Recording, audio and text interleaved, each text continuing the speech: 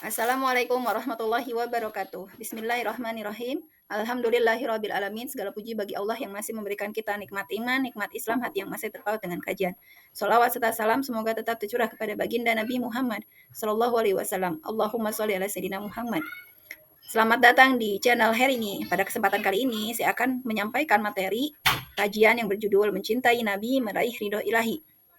Materi ini sudah pernah disampaikan di Masjid Al-Hikmah di tanggal 30 September 2023, 2 tahun yang lalu ya, Masya Allah. Agar kebermanfaatan ilmu ini bisa tersebar luas, maka saya buatkan rekaman materi kajiannya. Selamat menyimak.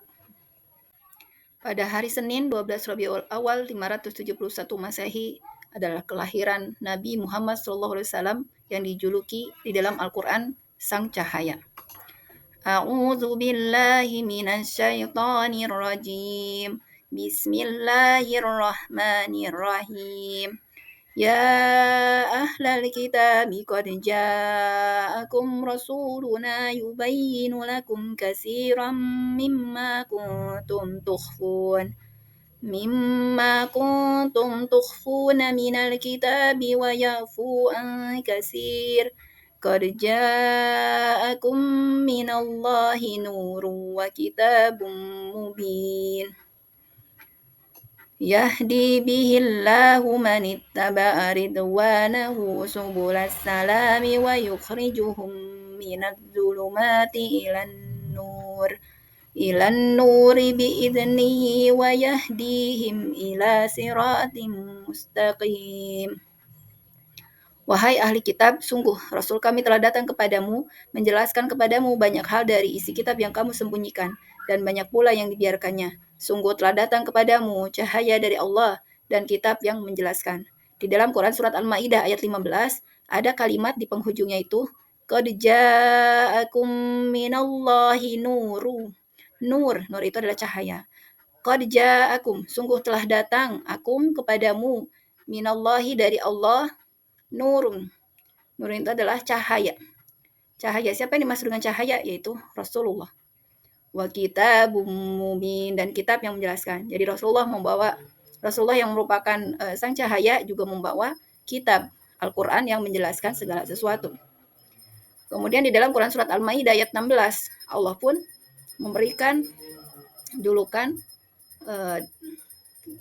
Rasulullah dengan cahaya pula. Dengan kitab itulah Allah memberi petunjuk kepada orang yang mengikuti keriduannya ke jalan keselamatan.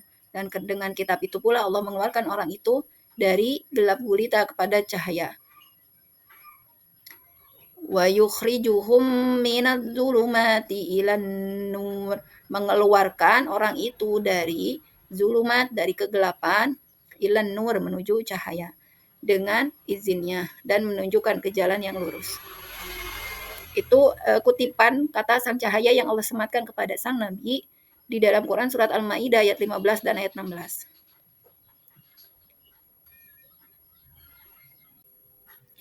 Allah telah memberikan gelar sang cahaya kepada Nabi Muhammad SAW. Allah pun telah memberikan penjelasan di dalam Al-Quran tujuan dari diutusnya Rasulullah, yaitu sebagai pembawa kabar gembira dan pemberi peringatan, serta penyeru kepada agama Allah. A'udzu billahi minasyaitonir rajim. Bismillahirrahmanirrahim. Ya ayyuhan nabiyyu inna arsalnaka syahidan wa mubasysyiran wa nadhira wa da'iyan ilallahi biiznihi wa sirajan munira. Hai Nabi, sesungguhnya kami mengutusmu untuk jadi saksi dan pembawa kabar gembira dan pemberi peringatan, dan untuk menjadi penyeru kepada agama Allah dengan izinnya, serta sebagai pelita yang menerangi. Maka jika diperhatikan, Rasulullah diibaratkan sebagai sirajam muniro, pelita, siraj. Sebagai pelita layaknya matahari yang menyinari bumi, maka begitu pula Rasulullah seperti matahari yang menyinari seluruh alam semesta, menyinari umat manusia. Dengan cara apa? Dengan cara dakwah beliau, tugas yang beliau emban. Dakwah kepada Islam yang kafah, Masya Allah, sebagai pelita. Ada banyak peristiwa dahsyat yang terjadi beriringan ketika Rasulullah lahir ke dunia ini. Yang pertama adalah hancurnya pasukan gajah yang hendak menghancurkan Ka'bah. Yang kedua, ada tiba-tiba keluarnya cahaya hingga menerangi istana Syam. Yang ketiga, runtuhnya 14 balkon istana Kisra Persia. Tiba-tiba gitu pada runtuh, dan itu membuat orang yang berada di istana tersebut, istana Kisra Persia yang negara besar, itu kaget, ada apa ini gitu. Kemudian yang berikutnya, tiba-tiba padamnya api biara Majusi. Jadi orang Majusi adalah orang yang para penyembah api. Nah, dan itu apinya itu nggak pernah padam seumur umur. Udah sangat lama ya, ribuan tahun. Tapi ketika Rasulullah lahir, api tersebut tiba-tiba padam. Maka itu pun membuat kaget para penyembah api tersebut, kaum Majusi. Kemudian ada danau sawah kering yang sebetulnya sebelum-sebelumnya itu melimpah airnya. Yang kelima, runtuhnya gereja Buhaira. Keajaiban lainnya saat Nabi lahir adalah jin tidak lagi bisa mengintip kabar langit. Jika sebelumnya jin itu bisa naik turun ke langit untuk mencuri-curi dengar kabar-kabar dari langit lalu disampaikan kepada para penyihir, para dukun gitu. Tapi sejak Rasulullah lahir, maka jin tersebut itu siap menghadapi panah-panah api dari langit. Jadi dilempari. Intinya dilarang lagi untuk mencuri dengar. Yang ketujuh, arsy bergetar hebat. Yang kedelapan, seluruh langit dipenuhi cahaya terang. Jadi betapa sambutan akan kelahiran Rasulullah itu luar biasa. Terjadi banyak keajaiban di langit maupun di bumi. Yang kesembilan, berhala-berhala yang ada di sekitar Ka'bah berjatuhan sujud, padahal nggak ada angin, nggak ada peristiwa apapun gitu. Tapi pada berjatuhan, maka ini membuat kaget orang-orang di sekitar Ka'bah. Dan ternyata saat Nabi lahir, peristiwa kelahiran Nabi ini sudah dikabarkan jauh-jauh hari dan tertulis di dalam kitab-kitab sebelum Al-Quran. Contohnya kepada kaum Nabi Isa alaihissalam, Allah Subhanahu wa Ta'ala juga mengabarkan tentang kelahiran Nabi Muhammad, seperti yang tertulis dalam kitab mereka, yang berbunyi, ketika pohon-pohon kurma yang telah kering tiba-tiba keluar daunnya, maka pada saat itulah Nabi Muhammad telah lahir ke dunia. Masih banyak hal lain yang menandakan kelahiran sang Nabi. Alam semesta bergembira. Pertama, setiap binatang melata peliharaan orang-orang Quraisy itu turut bersukacita atas kelahiran beliau. Hewan-hewannya tuh kayak pada seneng gitu. Binatang melata, contohnya seperti ular. Kemudian menghijaunya buah-buahan dengan cepat dan melengkungnya batang pohon itu ke tanah hingga memudahkan bagi pemiliknya untuk memetik. Luar biasa banyak keajaiban, jadi kebayang kalau itu terjadi tuh heboh di mana-mana.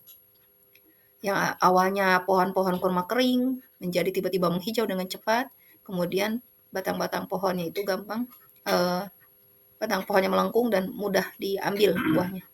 Yang berikutnya, bergembiranya binatang-binatang yang ada di penjuru timur dan barat, baik binatang laut maupun binatang darat. Mereka berjalan dari tempatnya berada, kayak mau menyambut sesuatu.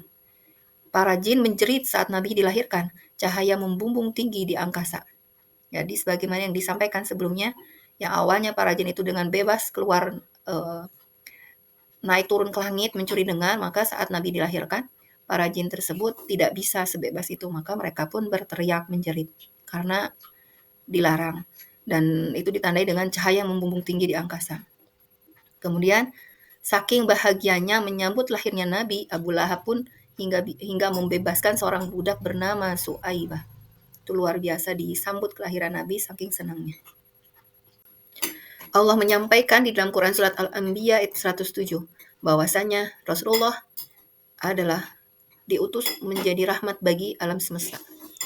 A'udzu billahi minasy syaithanir rajim. Bismillahirrahmanirrahim. Wa ma arsalnaka illa rahmatan lil alamin. Kami tidak mengutus engkau Nabi Muhammad kecuali sebagai rahmat bagi seluruh alam. Begitu istimewanya kelahiran sang nabi disambut oleh alam semesta, gegap gempita seluruh penduduk langit dan bumi, maka pertanyaan berikutnya, why? Mengapa kita harus mencintai nabi? Emangnya nabi melakukan apa sehingga layak untuk dicintai? Mengapa kita harus mencintai nabi? Dan itu akan kita bahas. Tahukah teman-teman betapa besarnya cinta Nabi kepada kita semua umatnya? Sampai-sampai Allah mengabadikan di dalam Quran Surat At-Taubah ayat 128. A'udzu billahi minasy syaithanir rajim. Bismillahirrahmanirrahim. Laqad ja'akum rasulun min anfusikum azizun 'alaihi ma anittum harisun 'alaikum bil mu'minina raufur rahim. Sungguh, benar-benar telah datang kepadamu seorang rasul dari kaummu sendiri. Berat terasa olehnya penderitaan yang kamu alami, sangat menginginkan keimanan dan keselamatan bagimu, dan bersikap penyantun dan penyayang terhadap orang-orang mukmin. Rasulullah sangat mengkhawatirkan keadaan kita umatnya. Yang Rasulullah inginkan adalah keselamatan kita, dunia dan akhirat, sehingga beliau rela menghadapi berbagai ujian dakwah. Yang terpenting Islam ini sampai kepada kita semua. Saat Nabi ditawarkan semua kenikmatan dunia, malah justru yang dipikirkan siang malam oleh Nabi adalah keselamatan kita umatnya. Di tengah kesederhanaan hidup Nabi SAW, beliau pernah diberi kabar gembira oleh Allah. Walasaufa yu'tika rabbuka fatarda. Dan sungguh kelak Tuhanmu pasti memberikan karunia-Nya kepadamu, sehingga engkau menjadi puas. Tetapi Rasulullah senantiasa menanyakan kepada Allah, bagaimana dengan umatku, ya Allah, wahai Allah, bagaimana keselamatan mereka? Apakah mereka selamat di dunia dan akhirat, bisa masuk bersama Rasulullah ke dalam surganya Allah?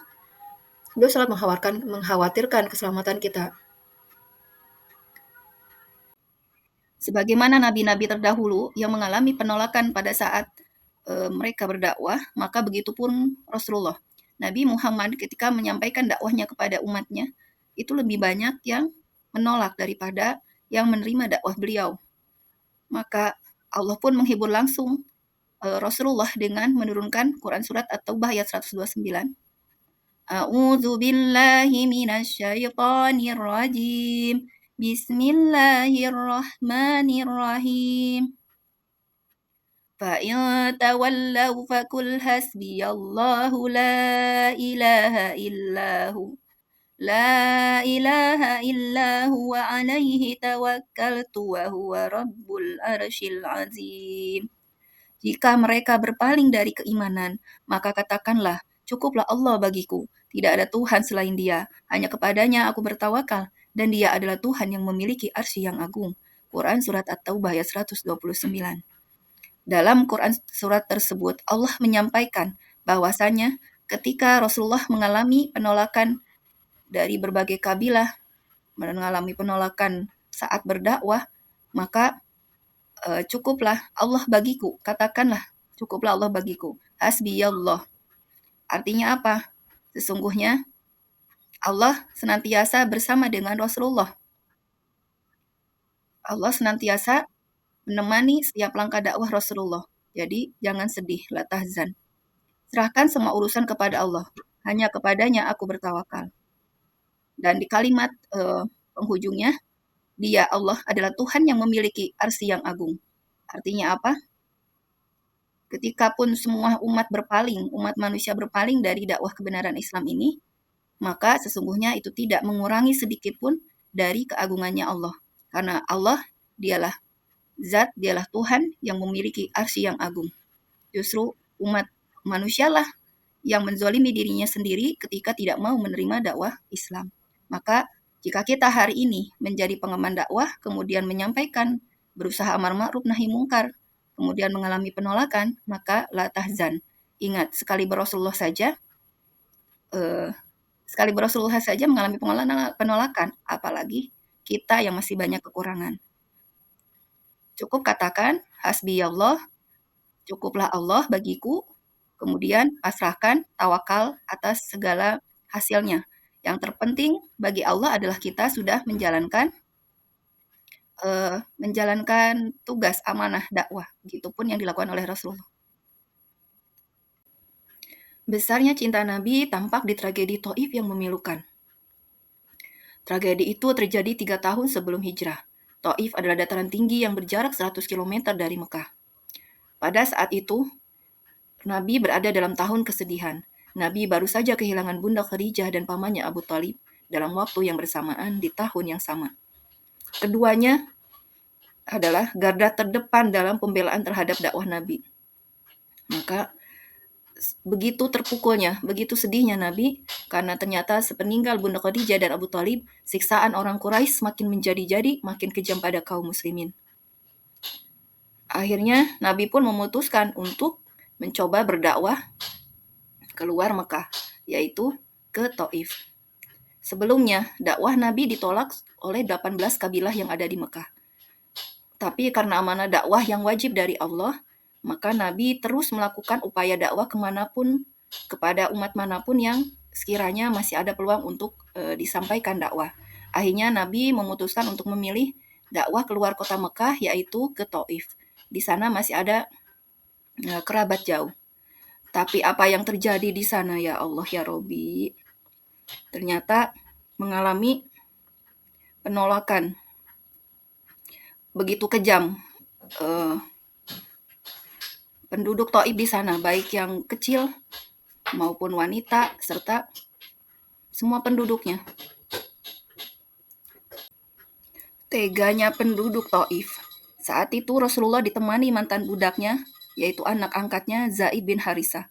Beliau mengetuk pintu demi pintu setiap pemuka Taif. Selama 10 hari beliau berada di Taif, tak ada yang mau menerima dakwah beliau.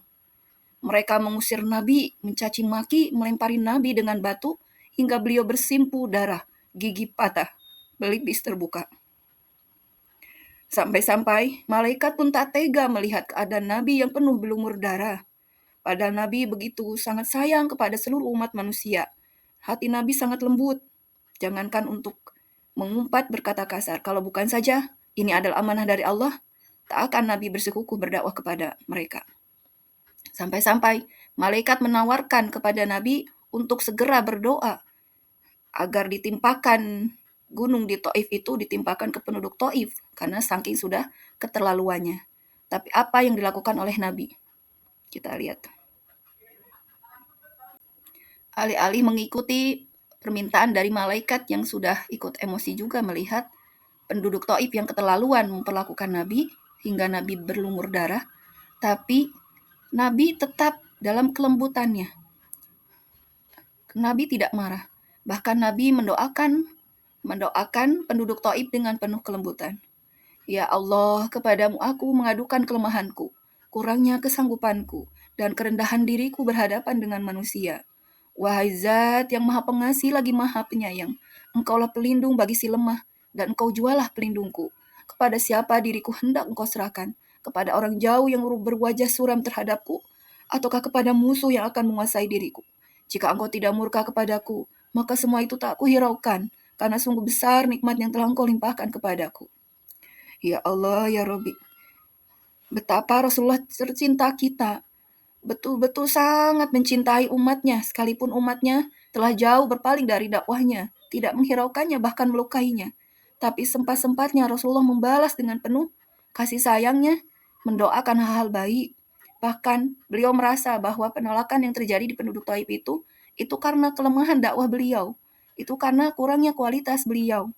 Ya Allah, ya Rob, betapa Rasulullah tercinta kita ini sungguh lembut hatinya. Maka sudah sepantasnya kita membalas cinta kepada Rasulullah. Allahumma sholli ala Sayyidina Muhammad. Kerendahan hati Nabi pun tampak dalam doanya. Aku berlindung pada sinar cahaya wajahmu yang menerangi kegelapan dan mendatangkan kebajikan di dunia dan akhirat dari murkamu yang hendak engkau turunkan dan mempersalahkan diriku. Engkau berkenan, sungguh tiada daya dan kekuatan apapun selain atas perkenanmu.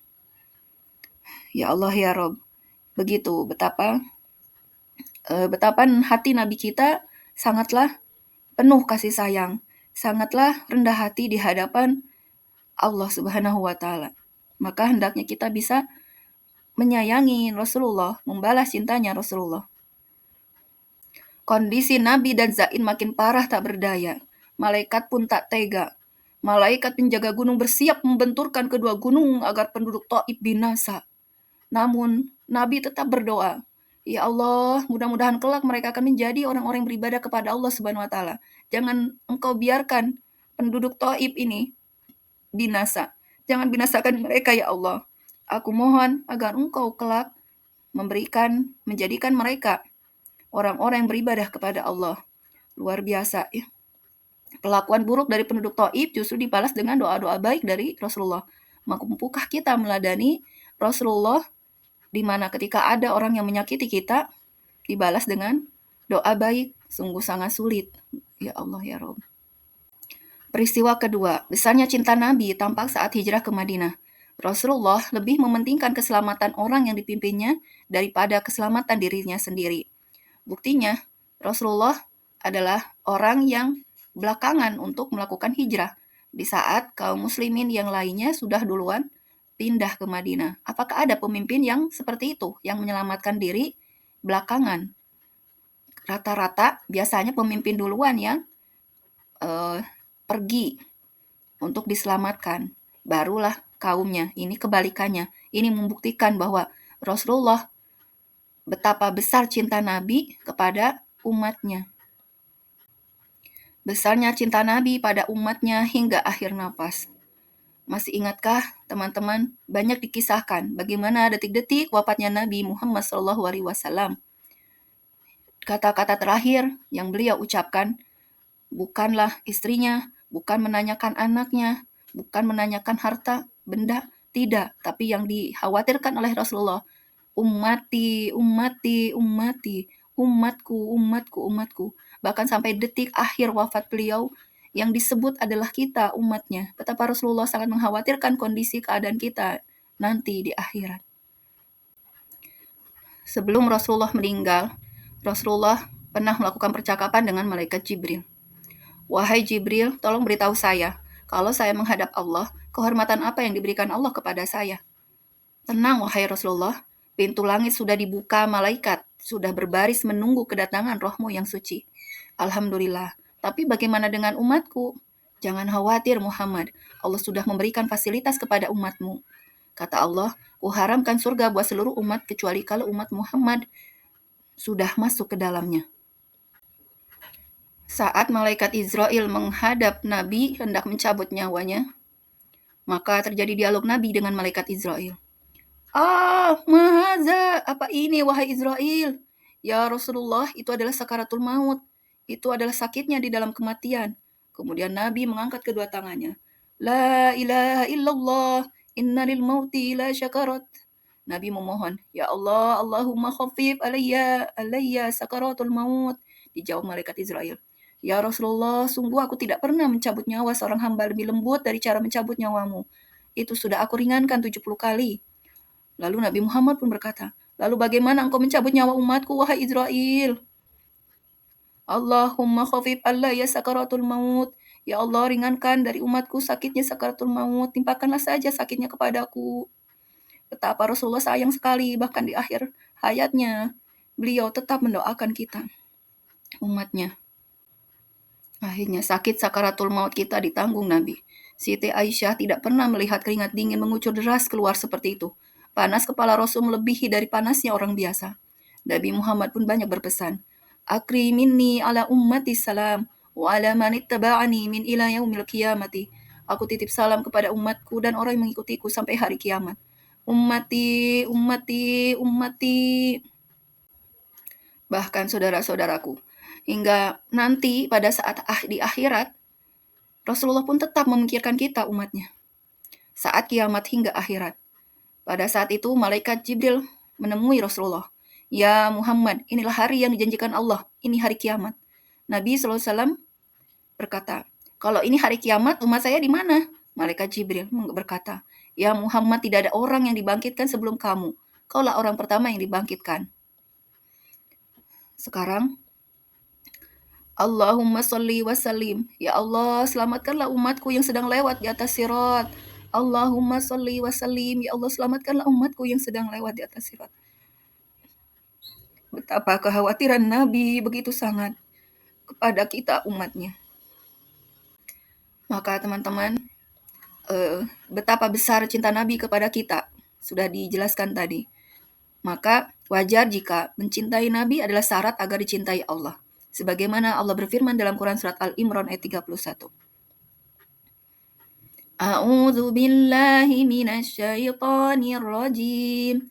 Bismillahirrahmanirrahim. In kuntum tuhibbunallaha wattabi'uni yuhibbukumullahu wa yaghfir lakum dzunubakum. Wallahu ghafurur rahim. Katakanlah, jika kamu benar-benar mencintai Allah, ikutilah aku. Niscaya Allah mengasihi dan mengampuni dosa-dosamu. Allah Maha Pengampun lagi Maha Penyayang. Quran surat Al-Imran ayat 31. Maka sekali lagi, mencintai Nabi adalah syarat agar dicintai Allah. Maka pertanyaan berikutnya, bagaimanakah cara membalas cinta Nabi pada kita? Allah sudah sampaikan di dalam Quran surat Al-Ahzab ayat 6, bagaimana seharusnya kita menempatkan kecintaan kita kepada Allah dan Nabi. A'udzu billahi minasyaitonir rajim. Bismillahirrahmanirrahim. An-nabiyyu aula bil mu'minina min anfusihim. Nabi itu lebih utama bagi orang mukmin dibandingkan diri mereka sendiri. Maka mencintai Nabi haruslah melebihi kecintaan apapun pada diri sendiri, keluarga, dan hal apapun. La yu'minu ahadukum hatta akuna ahabba ilaihi min walidihi wa waladihi wan nasi ajma'ina. Rawahul Bukhari. Tidak sempurna iman salah seorang dari kalian sehingga menjadikan Nabi lebih ia cintai dari orang tuanya, anaknya, dan diri mereka sendiri dan manusia seluruhnya. Hadis riwayat Al-Bukhari. Maka teman-teman, Allah telah memandu kita bagaimana seharusnya menempatkan kecintaan kita kepada Nabi, yaitu hendaknya kita bisa mencintai Nabi melebihi kecintaan, bahkan melebihi kecintaan pada diri kita sendiri.